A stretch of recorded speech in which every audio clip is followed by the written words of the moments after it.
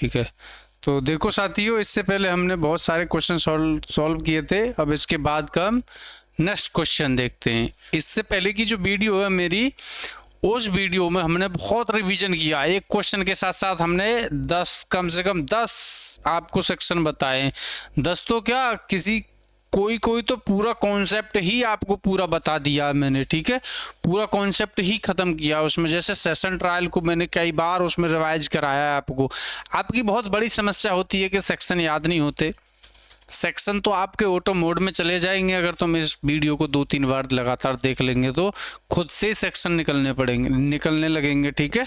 लगातार चीज़ों को देखिए और रिवीजन करते रहिए और इस चैनल पर बने रहिए। सबसे बड़ी बात यह है कि आपका यहाँ बना रहना इस बात की गारंटी देता है कि सेक्शन आप भूलोगे नहीं, ठीक है। कंटिन्यू आप वीडियो को देखिए। अब इसके साथ हम फिर रिवीजन स्टार्ट करते हैं। नेक्स्ट क्वेश्चन देखते हैं। ये वाला क्वेश्चन देख रहे हैं हम, 242। बहुत अच्छा क्वेश्चन आया है और एग्जामिनर इसे छापेगा। मुझे पूरा विश्वास है कि ये कहीं ना कहीं आएगा, एपीओ में आओ या जुडिशरी में आए, या ये क्वेश्चन बनेगा ही, क्योंकि ये आरोप से रिलेटेड क्वेश्चन है, ठीक है ना। समझ रहे हो ना। देखो 242 धारा 242 बीएनएसएस के अंतर्गत 1 वर्ष के भीतर समान प्रकार के कितने अपराधों को एक साथ आरोपित किया जा सकता है। कितने प्रकार के आरोपों को एक साथ किया जा सकता है? तो 5। इनकी संख्या कितनी है? 5। पहले कितनी थी? 3। पहले कितनी थी? 3, ठीक है, पहले 3। किस धारा में? 242 में।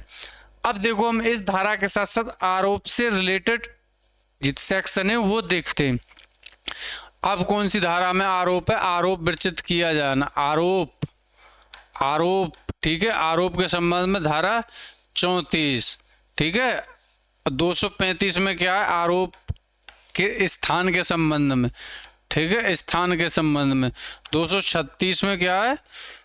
आरोप की विधि, आरोप की क्या विधि, तरीके के संबंध में। 237 आरोप का वही अर्थ लगाया जाएगा जो उस विधि में, ठीक है, आरोप का अर्थ, ठीक है। इंपोर्टेंट इससे आगे 238 में क्या है? आरोप में त्रुटि हो जाना, ठीक है। आरोप में त्रुटि यानी गलती का प्रभाव, आरोप की गलती का प्रभाव किस सेक्शन में? 238 में। 239 में आरोप में क्या हो सकता है? परिवर्तन। आरोप में कोर्ट क्या कर सकता है? परिवर्तन कर सकता है, कभी भी कर सकता है, ठीक है। 239 में। अब कॉमन सेंस लगाइए आप, जब आरोप में परिवर्तन होगा तो 240 में क्या? गवाहों को बुलाया जा सकता है, गवाहों को दोबारा भी बुलाया जा सकता है 240 में। 241 किस बारे में बात करता है? कि अलग अलग अपराधों के लिए अलग अलग आरोप होगा, अलग अलग अपराधों के लिए अलग अलग आरोप होगा। अब इसके बाद आपका 242 वही बात कह रहा है कि 1 वर्ष के भीतर समान प्रकार के अपराधों को एक साथ आरोपित किया जा सकता है। 242 में कितने अपराध? 5 एक साल में 5 को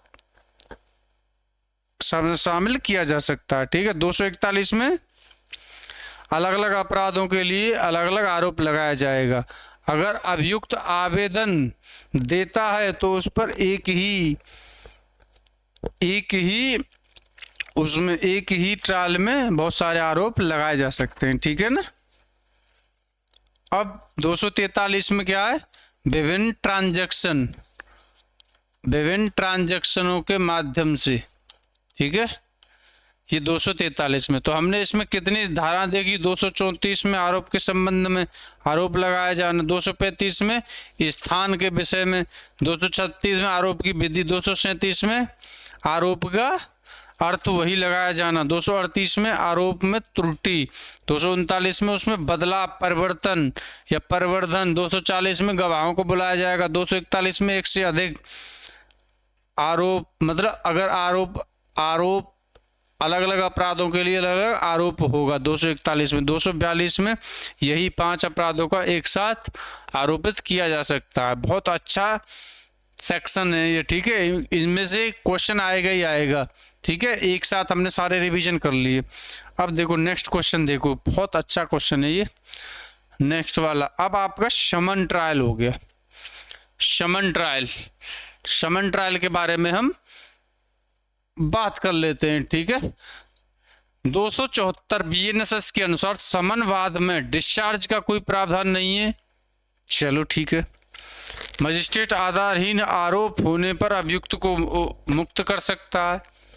चलो, केवल जमानत दी जा सकती है, केवल सत्र न्यायालय निर्णय देगा। तो इसमें क्या है, ऐसा रिहाई का प्रभाव डिस्चार्ज जैसा होगा। तो बी में, ठीक है, उसमें बी में डिस्चार्ज का कोई प्रभाव। 274 के हम सारे सेक्शन देख लेते। 274 में क्या, आरोप का सारांश बताया जाना। आरोप का सारांश बताया जाना यानी आरोप, क्या आरोप लगा है उसको क्या बताएंगे हम, मतलब जज साहब जो मजिस्ट्रेट है, मजिस्ट्रेट बताया जाएगा आरोप किसको, अभियुक्त को, ठीक है। जब वो उसके सामने लाया जाता है उसको बताया जाना, आरोप के बारे में बताया जाना, ठीक है।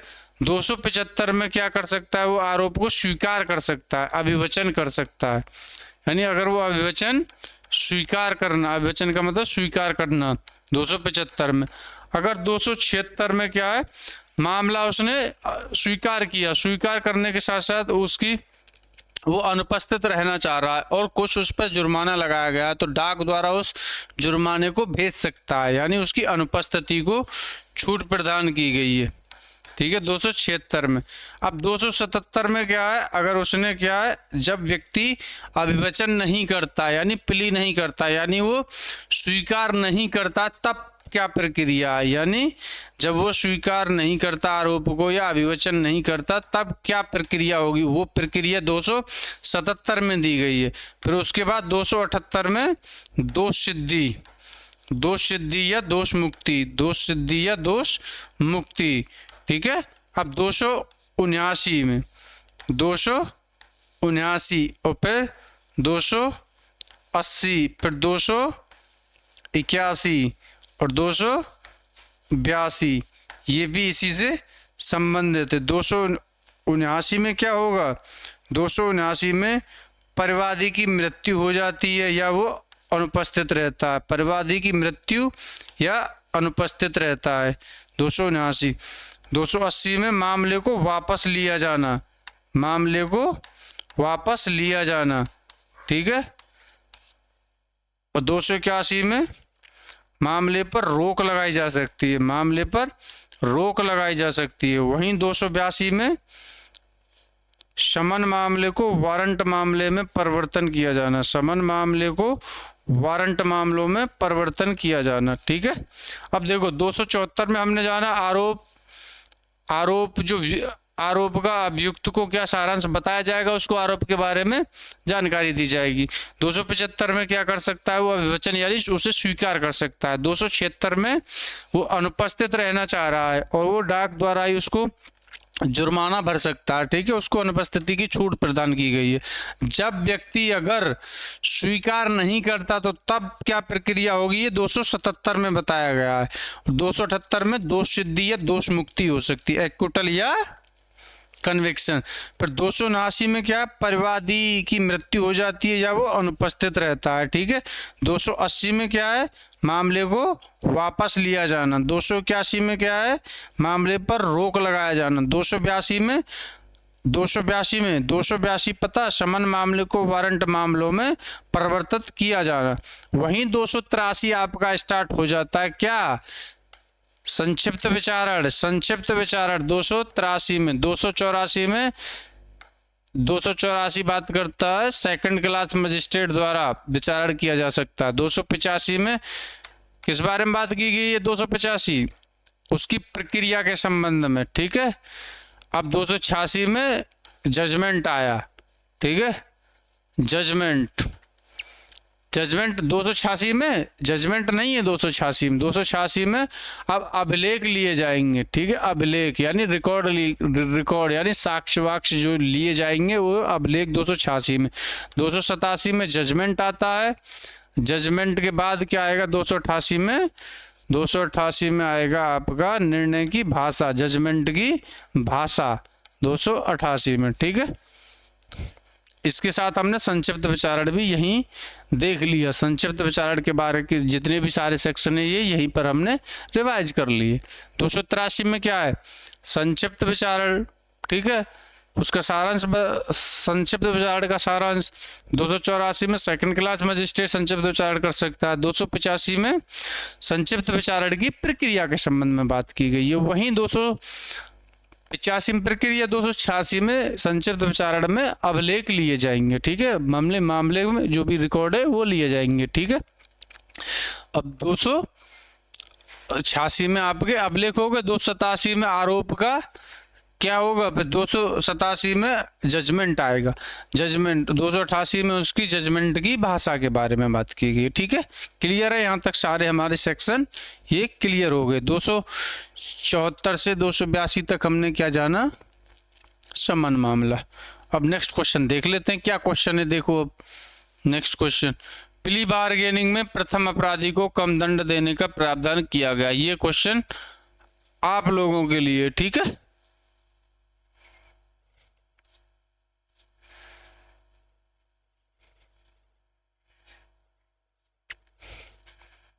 इस क्वेश्चन को आपको बताना है, ठीक है। ये क्वेश्चन बताइए आप लोग। साफ दिखाई दे रहा है ना, स्पष्ट? 346 बीएनएसएस का मुख्य उद्देश्य क्या है? साक्ष्य रिकॉर्ड करना, स्थगन को सीमित करना, आरोप तय करना, जमानत देना। तो इसका सही आंसर क्या है? स्थगन को सीमित करना। कितनी बार स्थगन मिल सकता है? 2 बार, ठीक है, 2 बार हो सकता है अब, ठीक है। 346 में। अब और इम्पोर्टेंट इससे संबंधित सेक्शन 337 में, एक ही अपराध के लिए किसी व्यक्ति को 2 बार दंडित नहीं किया जा सकता। एक ही अपराध के लिए 2 बार दंडित नहीं किया जा सकता। किसमें? 337 में। भारतीय कॉन्स्टिट्यूशन, भारतीय संविधान के किस भाग में? ये 20(2) में। इसे कहते हैं हम डबल जियोपार्डी। क्या कहते हैं? डबल जियोपार्डी, दोहरे दंड से संरक्षण, 20(2) में, ठीक है। अब 337, 338 में लोक अभियोजक, ठीक है। 340 में क्या है? 340 बताओ। 340 में प्रतिरक्षा करने का अधिकार, प्रतिरक्षा करने का अधिकार है, ठीक है, आपको अपना बचाव करने का अधिकार। 341 में लीगल एड, यानी कि विधिक सेवा, यानी कि फ्री में वकील उपलब्ध कराना, ठीक है, विधिक सेवा। 341 में, ठीक है। ये इंपॉर्टेंट सेक्शन है आपके, ठीक है। अब देखो नेक्स्ट क्वेश्चन पे चलते हैं। अब हम धारा 86 बीएनएसएस किससे संबंधित है? 0 एफआईआर, घोषित व्यक्ति की संपत्ति की पहचान व कुर्की, ठीक है, पहचान व उसकी कुर्की, या फिर प्ली बार्गेनिंग, इलेक्ट्रॉनिक साक्ष्य। इसका सही आंसर क्या है? बी, ठीक है। इसका सही आंसर क्या है? बी। इसका सही आंसर बी। अब देखो धारा 105 बीएनएसएस का संबंध है। धारा 105 बहुत इंपॉर्टेंट धारा है ये, इससे एग्जामिनर इसमें क्वेश्चन छापेगा, ठीक है। धारा 105 का संबंध है गवाह संरक्षण, इलेक्ट्रॉनिक ट्रायल, तलाशी और जब्ती की ऑडियो वीडियो रिकॉर्डिंग, अभियोजन स्वीकृति। कौन सा आंसर है इसका? सी आंसर है इसका, सी, ठीक है। 105 में दिया हुआ है, 105 में। अब देखो इसके आसपास की और धाराएं हम देख सकते हैं। 108 बात करती है मजिस्ट्रेट द्वारा तलाशी, ठीक है। अब इससे ऊपर की जो धाराएं वो हम इंपॉर्टेंट धाराएं यहीं रिवीजन कर लेते हैं। हमारा उद्देश्य है कि केवल एक क्वेश्चन ना किया जाए, एक क्वेश्चन के साथ साथ कम से कम 10 सेक्शन रिवीजन किए जाए, ठीक है। अब देखो, अब हम स्टार्ट करते हैं कहाँ से? धारा 94 से स्टार्ट करते हैं। धारा 94 में किस बारे में बात दे रखी है कि आप किसी भी दस्तावेज को उपस्थित करने के लिए धारा 94 में क्या पुलिस या कोर्ट कोई भी दस्तावेज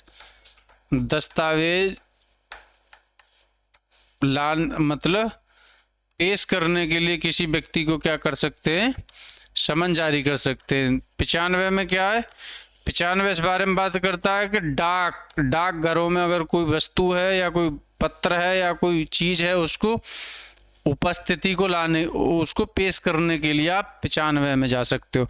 96 में तलाशी वारंट, 96 तलाशी वारंट के संबंध में बात करता है। 97 में चोरी की संपत्ति है, कोई चोरी की संपत्ति है, जालसाजी दस्तावेज है, उसके संबंध में तलाशी की जा सकती है, तलाशी वारंट। 98 में क्या है, किसी प्रकाशन को जब्त किया जा सकता है, किसी प्रकाशन को जब्त किया जा सकता है। 99 में क्या है, अगर कोई प्रकाशन जब्त किया गया 99 में उच्च न्यायालय यानी हाई कोर्ट में जा सकता है, व्यक्ति आवेदन दाखिल कर सकता है 99 में। 100 में क्या है, कोई व्यक्ति गलत रूप से कैद किया गया है, गलत रूप से कैद या उसे निरोध किया गया है, उसकी आज़ादी छीनी गई है, तो 100 में आप जा सकते हो। 101 में कोई महिला या कोई बच्चा उसको कैद किया गया, तो आप 101 में जा सकते हो। 102 में कुछ दिशाएं दी गई हैं, ठीक है, ये इंपॉर्टेंट धाराएं, ये आपको याद रखनी है, ठीक है, इनसे क्वेश्चन बन सकता है। अब नेक्स्ट चलते हैं।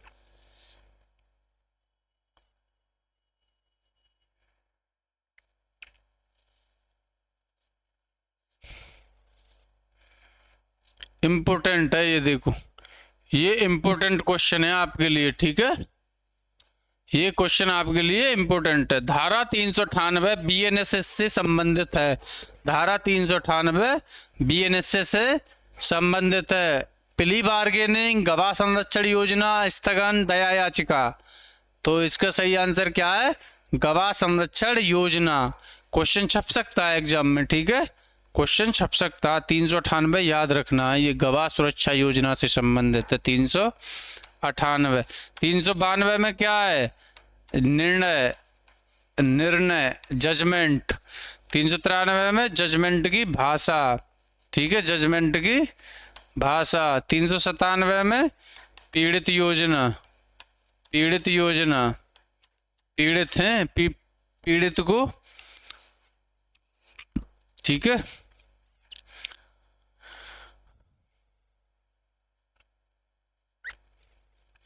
अब देखो नेक्स्ट क्वेश्चन, देखो मृत्युदंड मामलों में दया याचिका का प्रावधान किस धारा में है। मृत्युदंड मामलों में दया याचिका का प्रावधान किस धारा में है, तो कौन सी धारा में, 346, 472, 530, 293, तो कौन सी धारा में ये, 472 में, 472 में। अब देखो इसके आसपास के और हम सेक्शन और देख लेते हैं, ठीक है, थोड़ा देखो मृत्युदंड। अब देखो एक तो मृत्युदंड कौन देता है, हाई कोर्ट दे सकता है, सेशन कोर्ट भी दे सकता है।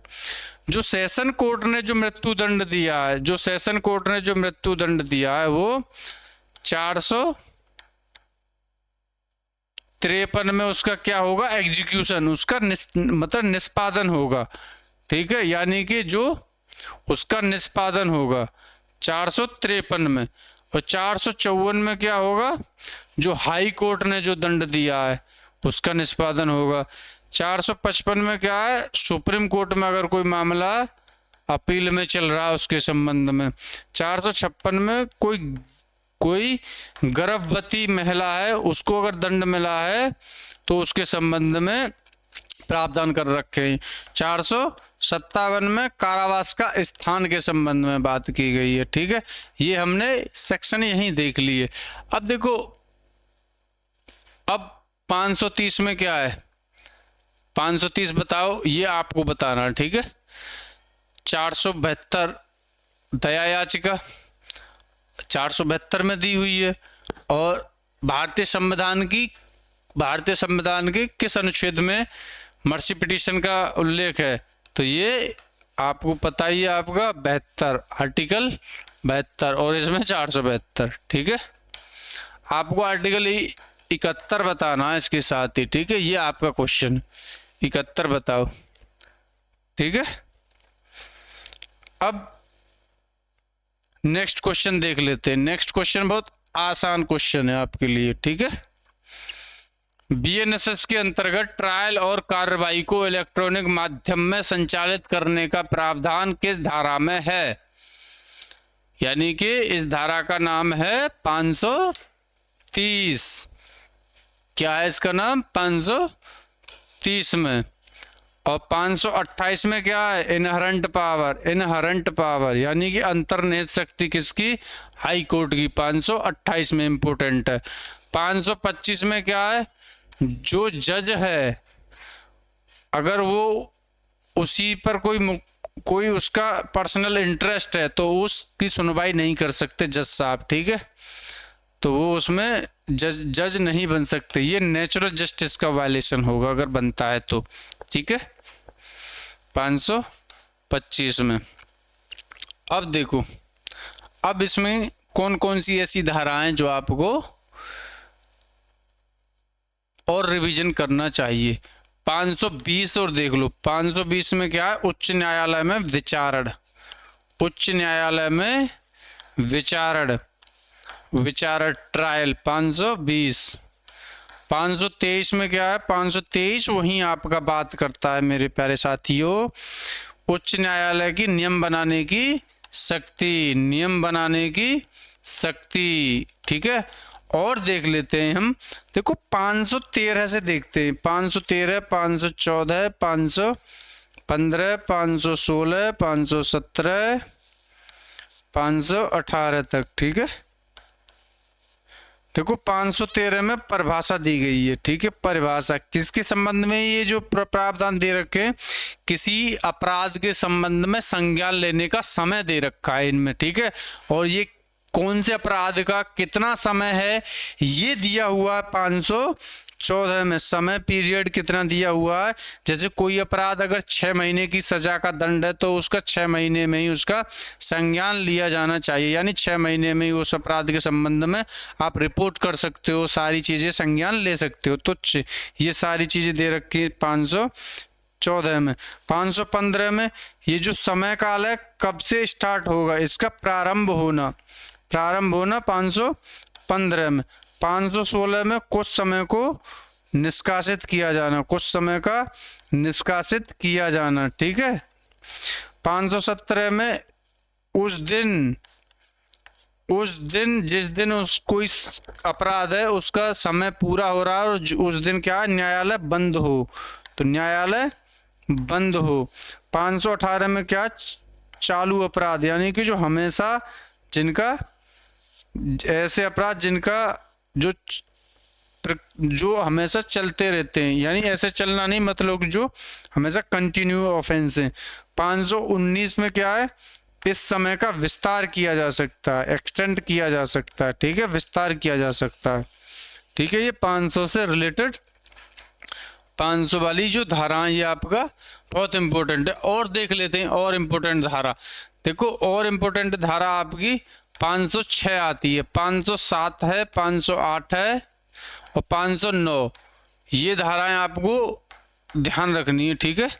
506 में क्या? ऐसी अनियमित कार्यवाहियां जिनका कोई प्रभाव नहीं पड़ता, ठीक है। जिनका कोई प्रभाव नहीं पड़ता यानी कि कोई भी ऐसी अनियमित कार्रवाई हो गई और जिनका कोई ज्यादा प्रभाव नहीं पड़ता। ये क्या दे रखा? 506 में नोट प्रभाव, ठीक है। 507 में ऐसी अनियमितता, यानी वहां पे क्या 506 अनियमितता के बारे में बात करता है ना, यानी 506 में ऐसी अनियमितता जिसका कोई प्रभाव नहीं पड़ता कार्रवाई पर, ठीक है। 506 में। 507 में ऐसी अनियमितता जिसका प्रभाव पड़ेगा, जिसका प्रभाव पड़ेगा। 508 में क्या है? गलत स्थान पर विचारण हो रहा है तो इसका क्या प्रभाव पड़ेगा? गलत स्थान पर विचारण। 509 में क्या है? 316 और 183 के जो स्टेटमेंट, 316 में क्या है? अब आरोप व्यक्ति का साक्ष्य का रिकॉर्ड किया जाना 316 में। 183 में मजिस्ट्रेट द्वारा जो बयान होते हैं इनका पालन न किया जाना तो क्या प्रभाव पड़ेगा, ये 183 में दे रखा। 510 में क्या है, त्रुटि, आरोप में त्रुटि, आरोप में त्रुटि का प्रभाव, ठीक है, त्रुटि का प्रभाव 510। ये बहुत इंपॉर्टेंट धाराएं आपकी, ये हमने एक ही साथ यहाँ पे रिवीजन कर लिया। अब नेक्स्ट देखते हैं, चलो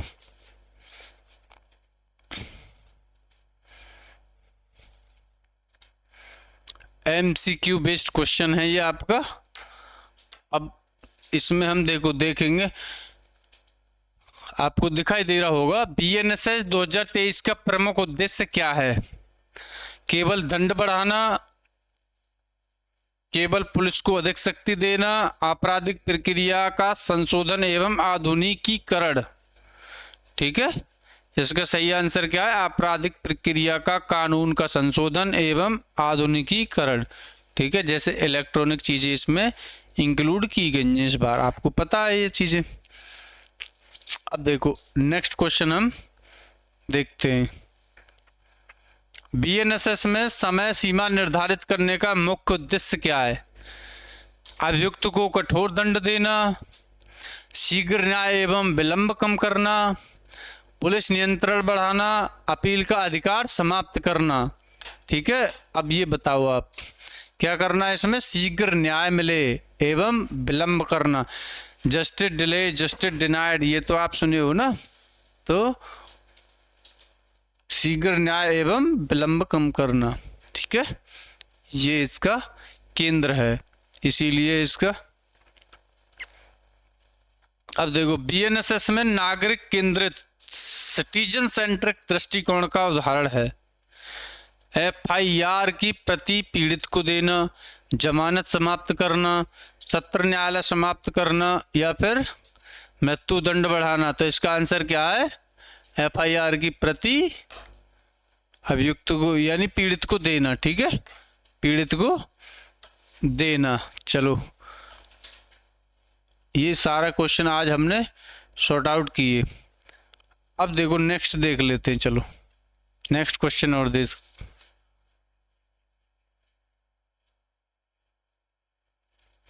BNSS, ये बहुत इंपॉर्टेंट क्वेश्चन है आपका, ठीक है।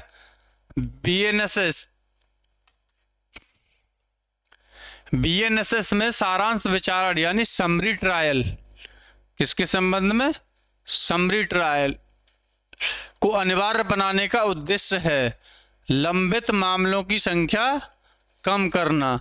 BNSS में समरी ट्रायल किस किस सेक्शन में दिया, कहां से स्टार्ट होता है? समरी ट्रायल आप जानते हो 283 से लेकर 288 तक। देखो इनके सारे सेक्शन देख लेते हैं समरी ट्रायल के, ठीक है। आपको ऐसे ही तो रिवीजन करना है। 283 में क्या है, संक्षिप्त विचारण का सारांश, संक्षिप्त विचारण का सारांश। 284 में क्या है, सेकंड क्लास मजिस्ट्रेट संक्षिप्त विचारण कर सकता है। 285 में क्या है, इसकी प्रक्रिया दे रखी है, किसकी, संक्षिप्त विचारण की प्रक्रिया के बारे में प्रावधान किया गया है। वहीं 286 किस बारे में बात करता है, 286 मेरे साथियों किसके बारे में बात कर रहा है, 286 बात करता है आपका अभिलेख। संक्षिप्त विचारण में क्या लिए जाएंगे, अभिलेख लिए जाएंगे। अब अभिलेख लेने के बाद क्या आएगा, 287 में जजमेंट आएगा। अब जजमेंट के बाद क्या होगा, अब उस जजमेंट की भाषा, 288 में क्या है, भाषा हो गया। इतना इसमें क्या है, इसमें बाकी आप इसे कॉन्सेप्ट बेस और समझो। 283 में संक्षिप्त विचार का सारांश, 284 में सेकंड क्लास मजिस्ट्रेट, 285 में प्रक्रिया के बारे में, 86 में अभिलेख, 87 में जजमेंट, 88 में उसकी भाषा के संबंध में बात की गई है, ठीक है ना। आ रहा है ना समझ में। तो हम देखो ताबड़तोड़ एक क्वेश्चन के पीछे कितना सारा पढ़ रहे हैं, पूरा कॉन्सेप्ट मैं आपको दे रहा हूं इसमें, ठीक है। अब नेक्स्ट क्वेश्चन इसमें हम देख लेते हैं। चलो नेक्स्ट क्वेश्चन है आपका BNSS 2023 का मुख्य उद्देश्य। ये हमने देख लिया क्वेश्चन, ठीक है, घुमा फिरा के वही क्वेश्चन आ गया है। ऐसे क्वेश्चन इस बार पूछे जा सकते हैं एग्जाम में, ठीक है। शमन केस वह है जो मृत्यु से दंडनीय हो, 2 वर्ष से कम कारावास से दंडनीय हो, वारंट केस ना हो, केवल जमानती हो। तो इसमें क्या है, वारंट केस ना हो, ठीक है। ये 2 वर्ष से अधिक कारावास, इसे समझ लेना। तो इसमें ऑप्शन क्या बना देंगे हम, इसमें 2 वर्ष से अधिक कारावास, जो वारंट केस ना हो, ठीक है, जो वारंट केस ना हो। अब देखो नेक्स्ट क्वेश्चन आया आपको, वारंट केस है, वारंट केस है जो 2 वर्ष से कम दंडनीय हो, मृत्यु दंड, आजीवन कारावास या 2 वर्ष से अधिक कारावास से दंडनीय हो, केवल समन से चलता हो, केवल मजिस्ट्रेट के आदेश पर चले। तो इसका सही आंसर क्या है, इसका सही आंसर है आपका बी है आंसर, ठीक है, वारंट केस। अब देखो इसमें आपको डेफिनेशन क्लॉज याद होना चाहिए इसका। वारंट केस किस में दे रखा है, 2Z में दे रखा है। शमन केस किस में, समन केस किस में आप बताओ, X में, 2X में क्या है, समन केस। 2Y में क्या दे रखा है, 2Y में विक्टिम दे रखा है, 2Y में विक्टिम दे रखा है, ठीक है।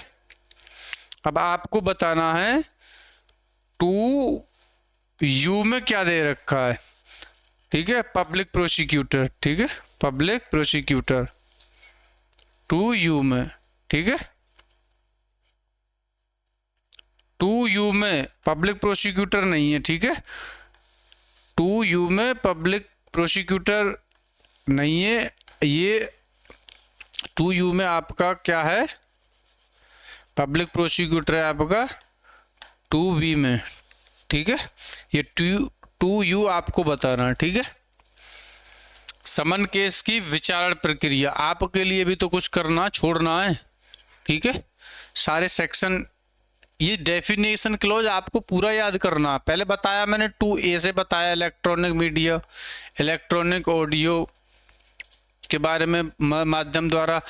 A में बताया, B में बेल है, C में आपका क्या है, बेलेबल ऑफेंस, D में बेल बॉन्ड है, E में बॉन्ड है, F में चार्ज है, G में कॉग्निजेबल ऑफेंस है, H में कंप्लेंट है, I में क्या है, वही इलेक्ट्रॉनिक कम्युनिकेशन, J में हाई कोर्ट है, K में आपका इंक्वायरी है, L में क्या है, L में आप जानते हो क्या है, इन्वेस्टिगेशन है, ठीक है।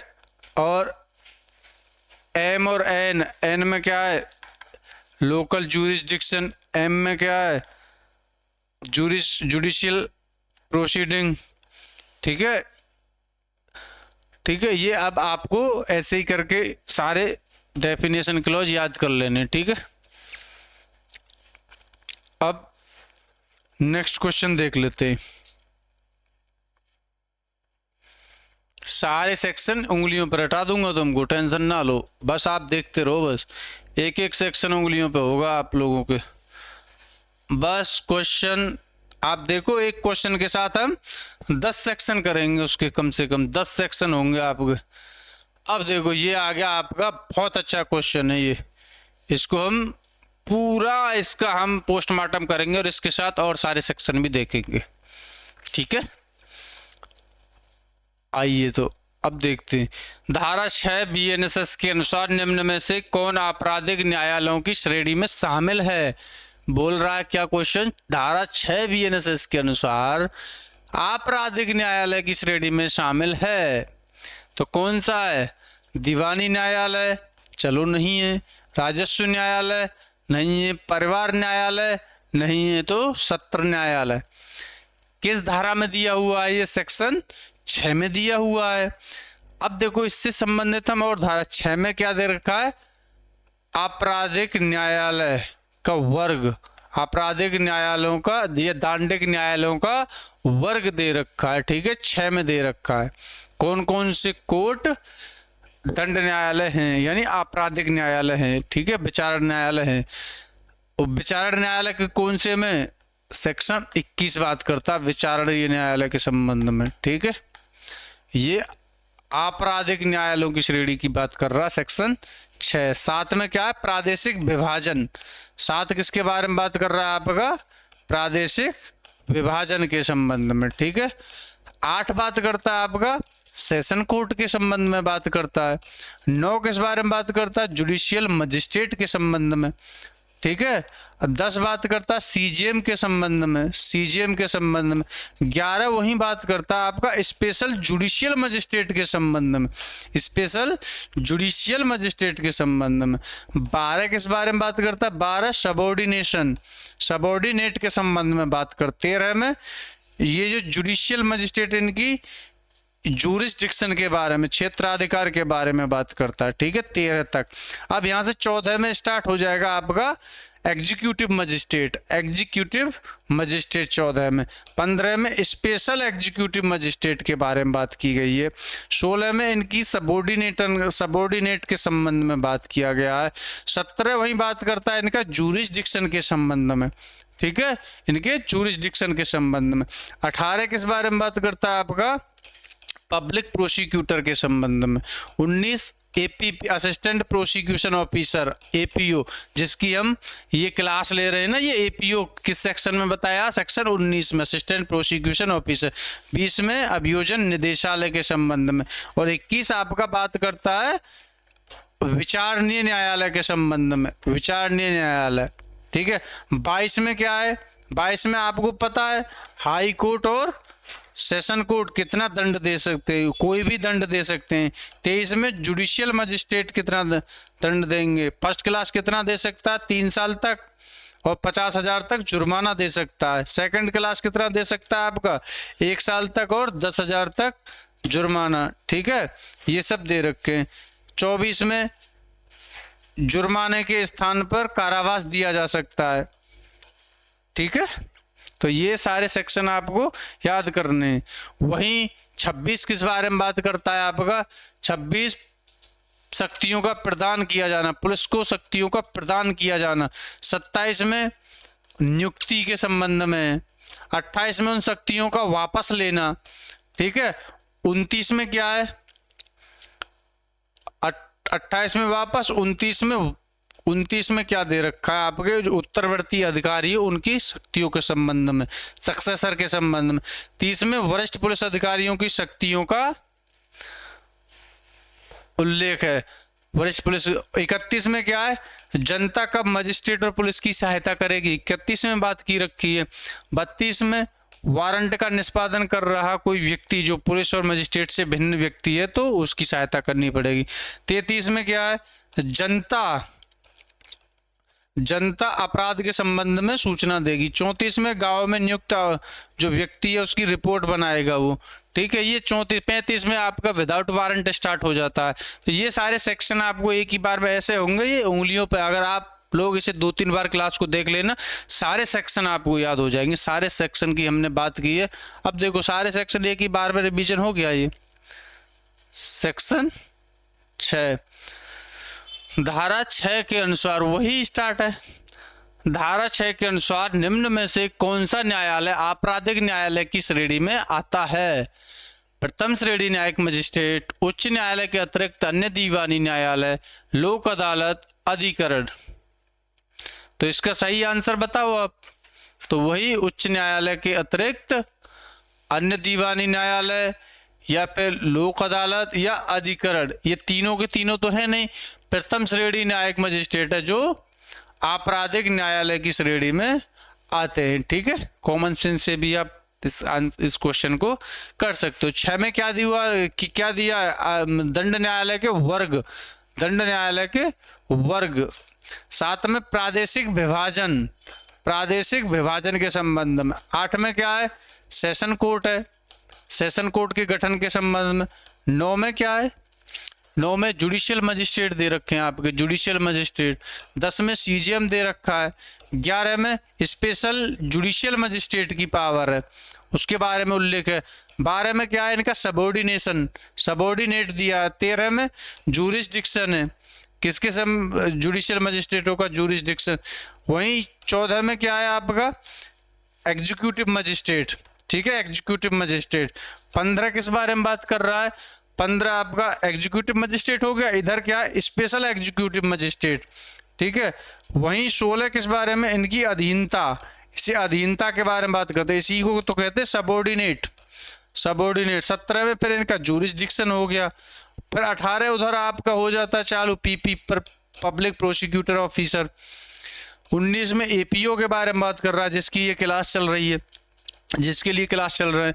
20 अभियोजन निदेशालय के बारे में बात करता है, ठीक है। 21 में फिर वो विचारणीय न्यायालय कौन कौन से, इसके बारे में बात करता है 21।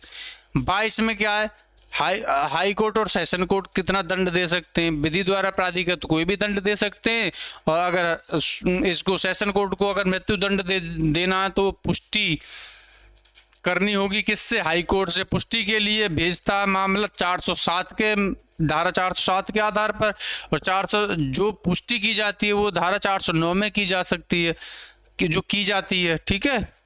अब इसके बाद हम नेक्स्ट क्वेश्चन और देख लेते हैं, चलो ठीक है। सारे सेक्शन देखो, एक एक सेक्शन आपका उंगलियों पे हो जाएगा। देखो यही ये कॉन्सेप्ट बेस्ड क्वेश्चन है आपके, ठीक है, आ रहा है ना समझ में।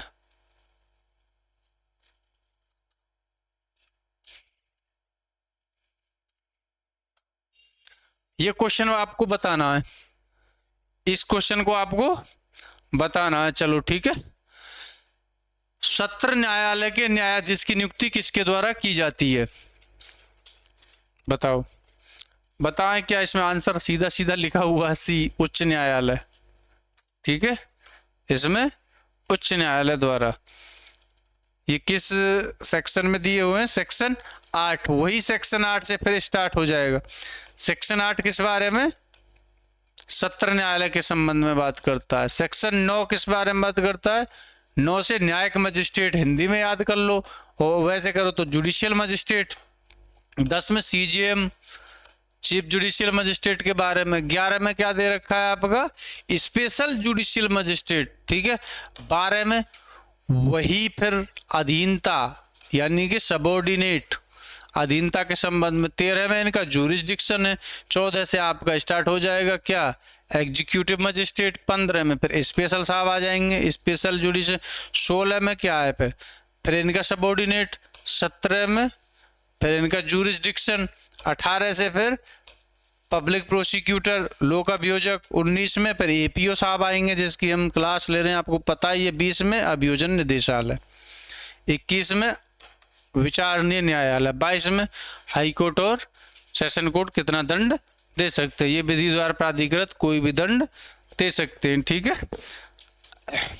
तो आज की क्लास हमने पूरी तरह रिवीजन के तौर पे की है, और एक एक क्वेश्चन के साथ हमने क्या किया, एक क्वेश्चन किया है उसके साथ 10-20 कम से कम 10 पूरा कॉन्सेप्ट उड़ा डाला, ठीक है। पूरा अच्छे से उसका हमने मास्टरी की है, उस पर अच्छे से उसका हमने पोस्टमार्टम किया एक एक सेक्शन का, ठीक है, एक एक सेक्शन का। अब देखो इसमें सारे हमने ये सारे सेक्शन, अब नेक्स्ट ये क्वेश्चन देखो। अब इस क्वेश्चन को देखना क्या है आपको, अब इसमें क्या देखना है, ये मैं आपको पहले भी बता दिया हूं, अब बता दिया हूं तो उसी के आधार पर देखो। सत्र न्यायाधीश द्वारा दी गई मृत्युदंड की सजा तुरंत लागू हो जाती है, राज्य सरकार की स्वीकृति से लागू होती है, उच्च न्यायालय की पुष्टि के अधीन होती है, राष्ट्रपति की स्वीकृति से लागू होती है। तो क्या आंसर बनेगा इसका मेरे सब प्यारे साथियों, इसका आंसर है उच्च न्यायालय की पुष्टि के अधीन होती है। अब ये जो पुष्टि होगी किस सेक्शन में होगी, इसकी पुष्टि किस सेक्शन में होगी, पुष्टि होगी 409 में, और पुष्टि के लिए मामला भेजा जाएगा, प्रस्तुत किया जाएगा 407 में। किसके पास, हाई कोर्ट ही तो पुष्टि करेगा। हाई कोर्ट में जब मामला गया, अगर हाई कोर्ट को लगता है कि हमें इस मैटर में और अतिरिक्त साक्ष्य चाहिए, तो साक्ष्य ले सकता है किसमें, 408 में, फिर 409 में पुष्टि करके दे देगा। चलिए साहब जाइए, 410 में क्या है, 410 में इस पर क्या होगा, दो या अधिक न्यायाधीश ही इसकी क्या करेंगे, पुष्टि करेंगे। फिर 211 मतभेद के संबंध में, उस 411 मतभेद के संबंध में बात करता है। हो गया। देखो वही क्वेश्चन आ गया फिर दोबारा आपका, ठीक है। मृत्युदंड की पुष्टि कार्यवाही बीएनएसएस, ठीक है, बीएनएसएस की किस धारा के अंतर्गत उच्च न्यायालय को भेजी जाती है। अब यहां से क्वेश्चन में आपको पकड़ क्या करनी है, मृत्युदंड की पुष्टि की कार्रवाई किस धारा के अंतर्गत उच्च न्यायालय को भेजी जाती है, यानी प्रस्तुत की गई किस धारा के अंतर्गत। देखो 407 में तो ये मामला भेजा गया, ठीक है, लेकिन जो पुष्टि होगी वो पुष्टि होगी किसमें, 409 में। हाईकोर्ट पे जब पुष्टि करेगा तो 409 में पुष्टि करेगा, मामला भेजा जाएगा तो 407 में, ये डिफरेंस याद रखना। और 408 में जब मामला हाई कोर्ट के पास गया है तो वो क्या ले सकता है, अतिरिक्त साक्ष्य ले सकता है, उसके संबंध में क्या ले सकता है, अतिरिक्त साक्ष्य ले सकता है 408 में, ठीक है, अगर उसे लगता है तो ये सारे सेक्शन हमने देख लिए इधर, ठीक है। 23 में 22 में हाई कोर्ट और सेशन कोर्ट कोई भी प्राधिकृत विधि द्वारा प्राधिकृत कोई भी दंड दे सकते हैं। अगर सेशन कोर्ट मृत्युदंड देता है तो 407 में पुष्टि के लिए भेजेगा, उसके बाद 409 में पुष्टि करेगा हाई कोर्ट। अगर उसे लगता हाई कोर्ट को पुष्टि करते समय कि मुझे और अतिरिक्त साक्ष्य की आवश्यकता है तो 408 में अतिरिक्त साक्ष्य ले सकता है, ठीक है। और 23 में क्या है, 23 में जुडिशियल मजिस्ट्रेट दंड दे सकते हैं, ठीक है। फर्स्ट क्लास मजिस्ट्रेट कितना दे सकता है, 3 साल तक, 3 साल तक। जुर्माना कितना दे सकता है, 50,000। सेकंड क्लास मजिस्ट्रेट 1 वर्ष तक और 10,000 तक जुर्माना दे सकता है, ठीक है। ये सब मैं करा चुका हूं ये सारे क्वेश्चन, ठीक है। इस वीडियो में हमने सब कुछ रिवाइज किया है, कुछ भी छोड़ा नहीं है। और एक क्वेश्चन के पीछे हमने कम से कम 10-15 सेक्शन याद किए होंगे, उसका बार बार रिवीजन किया। ये वीडियो आपको बार बार देखनी है, लगातार देखनी है, जिससे कि आपका क्या हो, रिवीजन हो जाए। और ये जो सेक्शन है ना आपके ऑटो मोड में चले जाएंगे अगर इसको 2-3 बार वीडियो को देख लेंगे तो। ऑटो मोड की मैं बात करता हूँ कि यानी कि आपको सोचना नहीं पड़ेगा सेक्शन के लिए, ठीक है। अभी आपकी समस्या बनी हुई है कि सर सेक्शन याद नहीं होते, सेक्शन याद नहीं होते। 2-3 बार इसे पढ़ लेना, देख लेना इस वीडियो को, सब सेक्शन याद हो जाएंगे उंगलियों पर। वही चीज है, वही क्वेश्चन आया ये, ठीक है। अब ये क्वेश्चन बताओ, मुख्य न्यायिक मजिस्ट्रेट धारा 23 के आधार पर मृत्युदंड दे सकता, आजीवन कारावास दे सकता, 7 वर्ष तक का कारावास दे सकता, सीमित कारावास दे सकता। तो इसका क्या आंसर है, सी आंसर है इसका, ठीक है। 7 वर्ष का कारावास दे सकता है धारा 23 में। मुख्य न्यायिक मजिस्ट्रेट निम्न में से कौन सी सजा नहीं दे सकता, आजीवन कारावास नहीं दे सकता। मुख्य न्यायिक मजिस्ट्रेट आजीवन कारावास नहीं दे सकता। सीजेएम 7 वर्ष तक का कारावास दे सकता है, ठीक है। मुख्य न्यायिक मजिस्ट्रेट, ठीक है, ये धारा कौन सी में, जुडिशियल मजिस्ट्रेट कितना दंड दे सकते हैं, धारा 23 में दे रखे हैं जुडिशियल मजिस्ट्रेट। और हाई कोर्ट और सेशन कोर्ट विधि द्वारा प्राधिकृत कोई भी दंड दे सकते हैं, किस में लिखा है, 22 में, ठीक है। अगर इसमें से सेशन कोर्ट को अगर मृत्युदंड देना है तो मामले को पुष्टि के लिए भेजना होगा हाई कोर्ट में, 407 में पुष्टि के लिए भेजेगा, 409 में मामले की पुष्टि होगी। अगर हाई कोर्ट को लगता है कि इसमें मुझे अतिरिक्त साक्ष्य की जरूरत है तो 408 में क्या ले सकता है, वो अतिरिक्त साक्ष्य ले सकता है। यही तो है मैटर, बस यही सेक्शन है, वही सारी चीजें। चलो ठीक है, अब नेक्स्ट क्वेश्चन देखते हैं।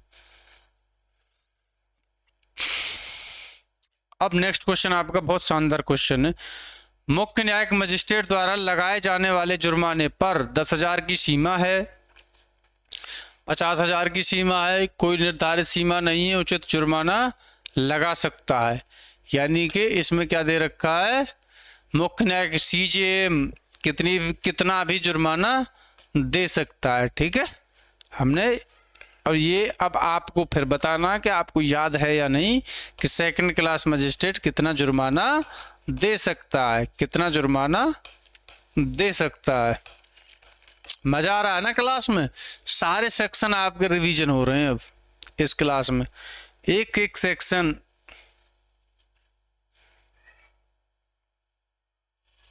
ये क्वेश्चन आप देखिए, सारे क्वेश्चन वही हैं, ये सब जो मैं आपको करा दिया हूं। 35 से पूरी BNS आपकी बहुत जल्दी खत्म हो गई। 35 फर्स्ट ए, धारा 35(1)(a) के BNSS के अनुसार पुलिस अधिकारी बिना वारंट गिरफ्तारी कर सकता है संज्ञेय अपराध उसकी उपस्थिति में किया गया हो। ठीक है, 35 का 1A में क्या है? पुलिस अधिकारी 35 में क्या दिया हुआ है?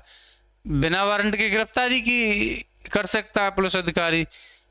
ठीक है, और 35 के सारे क्लॉज है वो। ठीक है, उसमें जैसे आपका ए में पुलिस अधिकारी की उपस्थिति में, बी में क्या है? 7 वर्ष से कम के जो अपराध है उनके संबंध में कोई अपराध किया जा सकता है, अपराध किया उसके बारे में सूचना मिलती है तो वो सूचना विश्वसनीय होती है, तो बी और सी उसके संबंध में दे रखा है। डी में क्या है? प्रोक्लेम्ड ऑफेंडर है कोई उद्घोषित अपराधी। ई में क्या है? स्टोलन प्रॉपर्टी यानी चोरी संपत्ति के संबंध में पुलिस विदाउट वारंट गिरफ्तारी कर सकती है। ठीक है, एफ में कोई भगोड़ा है, ठीक है, और सेना से छोड़ के आया, सेना से भाग कर आया तो उसको विदाउट वारंट गिरफ्तारी की जा सकती है। या पुलिस अधिकारी ने किसी को रिक्वेस्ट किया है गिरफ्तार करने के लिए, अध्यर्पण जिसे कहते हैं हिंदी में। ठीक है, अब और क्या क्या दे रखा है? 36 में देखो, 36 में गिरफ्तारी की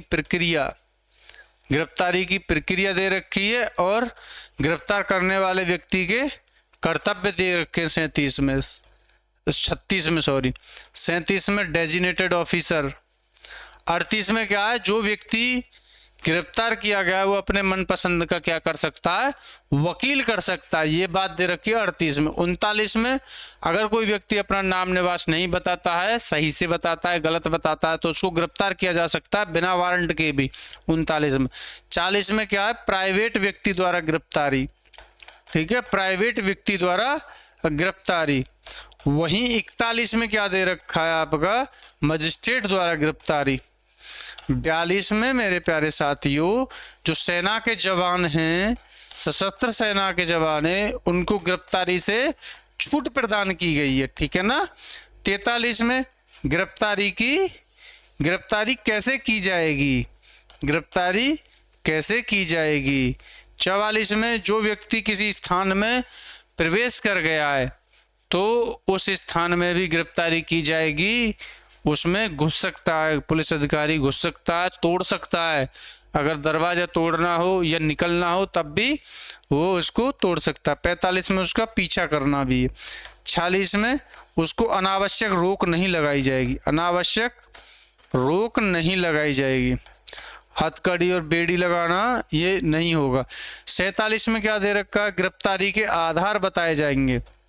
गिरफ्तारी के आधार, अब गिरफ्तारी के आधार तो बताए जाएंगे, इसके साथ साथ क्या होगा? गिरफ्तार व्यक्ति को जमानत के अधिकार के बारे में भी बताया जाएगा। किस सेक्शन में? सेक्शन 37 में दिया हुआ है। 48 में जो गिरफ्तारी की गई है इसकी जानकारी इसके घर वालों को दी जाएगी, या फिर ये जो व्यक्ति जिसको भी नामित करता है उस व्यक्ति को इसकी गिरफ्तारी की सूचना दी जा सकती है। 48 में। 49 में गिरफ्तार व्यक्ति की तलाशी। 50 में क्या दे रखा है आपको पता है?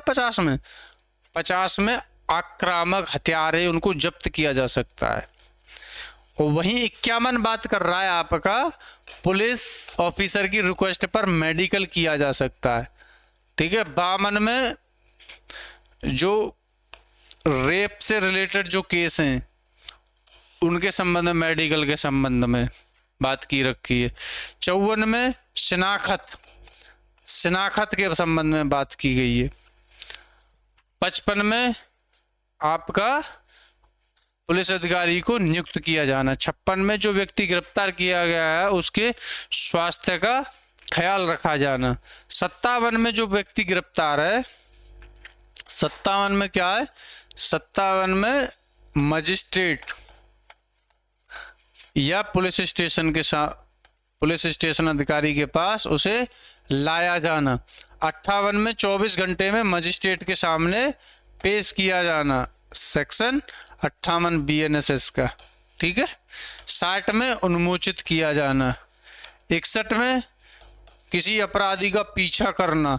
62 में क्या दे रखा है, 62 में साफ तौर पर लिखा है कि जो भी गिरफ्तारी की जाएगी BNSS के अकॉर्डिंग की जाएगी या फिर किसी अधिनियम के अकॉर्डिंग की जा सकती है, कानून के अकॉर्डिंग, ठीक है। 62 में आपका 63 में समन स्टार्ट हो रहा है, वहीं समन स्टार्ट हो जाता है समन के संबंध में। 64 में समन कैसे परोसा जाएगा, समन कैसे दिया जाएगा। 65 में सीधी सी बात है, कॉरपोरेट निगम संस्थाओं को समन, ठीक है। 66 में जब कोई व्यक्ति घर पर नहीं मिलता है तो तब क्या प्रक्रिया होगी। 68 में क्या दे रखा, सरकारी व्यक्ति को समन। 69 में स्थानीय क्षेत्राधिकार से बाहर समन किया जाना। 71 आपका किस बारे में बात करता है, गवाह को समन भी हो सकता है, गवाह। 72 से आपका क्या स्टार्ट हो जाता है, 72 से आपका वारंट और वारंट की अवधि हो स्टार्ट हो गई, ठीक है, अवधि स्टार्ट हो जाती है।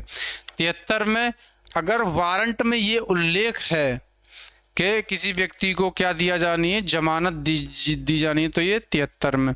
74 में वारंट किसे निर्देशित किया जा सकता है, किसे निर्देशित किया जा सकता है। 75 आपका किस बारे में बात करता है, वारंट किसी व्यक्ति को निर्देशित किया जा सकता है, किसी व्यक्ति को। 76 में पुलिस अधिकारी को वारंट निर्देशित। 77 में आपको बात कर रखा है वारंट के सार के संबंध में। 78 में जो व्यक्ति गिरफ्तार किया गया उसको अदालत में पेश किया जाएगा, ठीक है। 79 में वारंट का निष्पादन के संबंध में बात कर, 79 बात करता है आपका वारंट के निष्पादन के संबंध में, ठीक है। अब देखो 80 में क्या है, किसी व्यक्ति को क्षेत्राधिकार के बाहर वारंट दिया गया है, किसी व्यक्ति को क्षेत्राधिकार के बाहर वारंट दिया है, उसका निष्पादन क्षेत्राधिकार के बाहर किसी व्यक्ति को अग्रेसित करना। 81 में आपका दिया गया पुलिस अधिकारी को क्षेत्राधिकार से बाहर दिया गया है। 82 में फिर प्रक्रिया, वारंट के अधीन जो गिरफ्तार किया जाएगा व्यक्ति उसकी प्रक्रिया दी गई है।